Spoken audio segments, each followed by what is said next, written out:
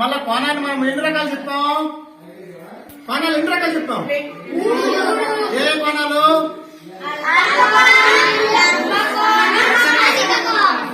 ఇదేమండి ఒకసారి, ఇదేంటిది? అల్పకోణం. అల్పకోణం ఎక్కడ ఉంది? ఇదేనా? చూడండి అక్కడ ఉందా మీ దగ్గర అల్పకోణం? చీకటి అల్పకోణం దగ్గర అల్పకోణం మీ దగ్గర అల్పకోణం. అల్పకోణం తర్వాత ఏ కోణం చెప్పాం? లంబకోణం తెచ్చి పెట్టండి. ఇప్పుడు లంబకోణం తెచ్చి పెట్టండి. లంబకోణం. లంబకోణం తర్వాత ఏం చెప్పాం? ఏ కోణం చెప్పాం? చూడండి అధిక కోణమేనా? అధిక కోణం తెచ్చి పెట్టండి. మనం షేప్స్ లో తయారు చేస్తాం. అదిగోండి అధిక కోణం. ఇవి కాకుండా పై క్లాస్ లో మనకు కొన్ని వస్తాయి. ఏమి చెప్పాను? పరావర్తన కోణం. ఏంటిది? పరావర్తన కోణం తర్వాత ఇంకో కోణం ఏం చెప్పాం? ఏంటిది? సంపూర్ణ కోణం.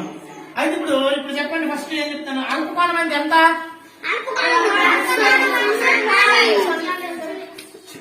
0 నుంచి 90 కంటే తక్కువ ఉండాలి. 0 కంటే అంటే 75 ఏ కోణం? 75 డిగ్రీలు,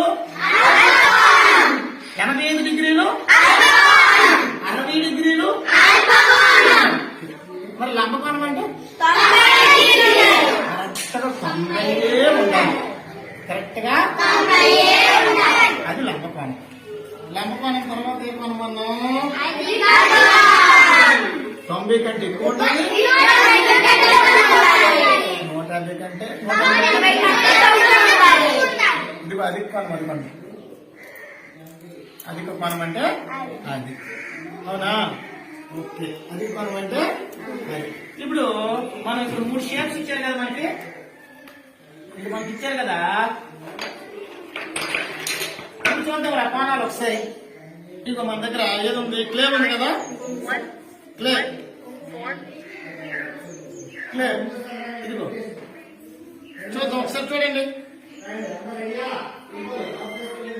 ఇది ఏ కోణం రా? ఏ కోణము? ఏ కోణం? 3 కోణాలు. అవునా?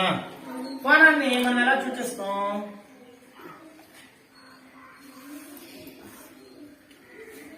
ఈ షేప్ పెట్టాం కోణం అంటే. కానీ లంబకోణం వచ్చే షేప్ మారిపోద్దురా. ఎలా పెడతాం లంబకోణం?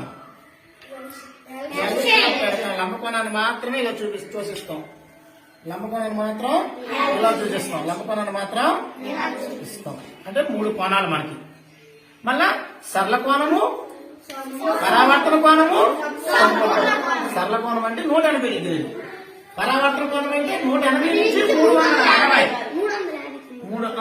360 డిగ్రీలు కరెక్ట్ గా ఉంటే సంపూర్ణ కోణం అదనమాట. మనం ఇప్పుడు షేప్స్ అన్ని పెట్టిన తర్వాత